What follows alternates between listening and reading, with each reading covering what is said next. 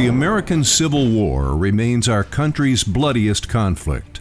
By the time the guns fell silent, more than 600,000 men, 2% of the population, were dead.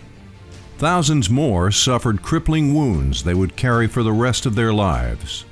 Not all of the casualties were on the battlefield, however. Throughout America's cities, women and children were left without husbands, sons, and brothers to support them. Harrisburg was no different. Local newspapers decried the destitute widow and the fatherless and orphan children who were in the midst of us.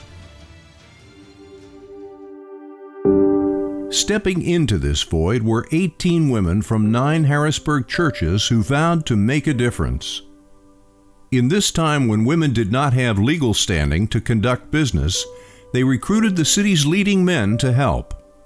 In 1867, the Home for the Friendless rented a house to begin providing a safe haven for the city's needy women and children. It was run by a lady board of managers who looked after daily operations, and men who on a separate board of trustees made the business decisions.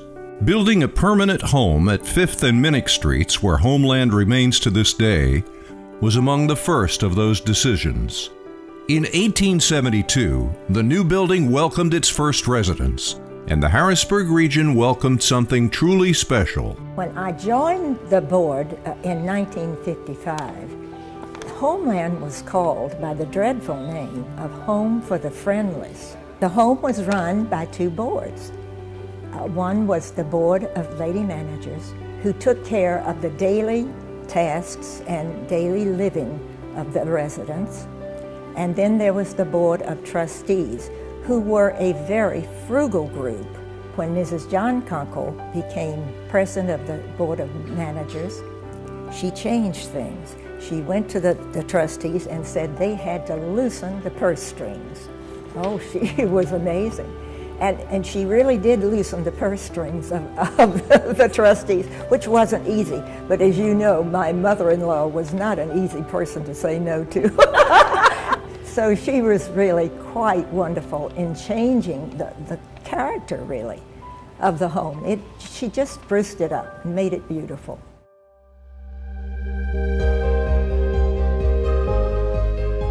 By the 1920s, the home's role had changed, caring exclusively for seniors. As it continued to provide a true home for residents, it was time for a new name. The Home for the Friendless informally became Homeland. Homeland staff has always made it a truly exceptional place. It's not uncommon for generations to work at Homeland and forge lasting bonds with residents. I was just a young kid out of foster care, came here to work after I graduated from high school in Huntington. I was so thrilled to be a part of this. I had no home. This was my home, and this has been my home ever since. The 1950s marked a major turning point, including officially changing the name to Homeland Center. The updating didn't stop with the name. Homeland's new north and south wings were constructed, along with an expanded infirmary. A beauty parlor was added, believed to be the first for a long-term care facility. The 1950s and the decades that followed also marked a time of increased government regulation. By the 1970s, it was evident changes were needed. Fortunately, Homeland found the leader it needed in Isabel Smith, who today makes Homeland her home. Well, when I came to Homeland, I was awestruck by the size of it and by the number of people. I was a strict administrator. I told them that whatever way they thought they were going to operate as they had operated before would have to be changed in their minds, because they were going to now conform to what was my principles. And I have to say, I felt that I ended up with one of the finest staffs there ever was. When I walked through the doors, I felt something immediately. I thought, wow, this is special. I can't tell you why I thought that. That's the way I felt when I left 30 years later, the same way. As the need for quality senior care increased, Homeland continued to grow. The following decades saw construction of a new skilled nursing unit, Florida room, the main dining room, and Homeland's beautifully landscaped courtyard. Today, Homeland encompasses a full city block that includes a 71-bed skilled nursing unit and 50 personal care suites. One of Homeland's signature features is its circular conservatory. Part of the 24-bed Ellenberger unit, which cares for residents with dementia, the conservatory boasts a luscious indoor garden. Seen at night, the conservatory's glowing panes mark Homeland as a true beacon of care. Having visited here, I found it a wonderful place for the residents. They all seem to be happy and contented. I have visited a lot of nursing homes, but found this to be more homey as a Homeland. Truly lives up to its name.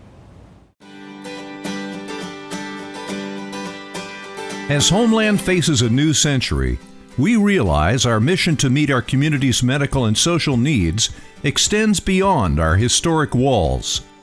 We see the increasing need to provide services to seniors wherever they live.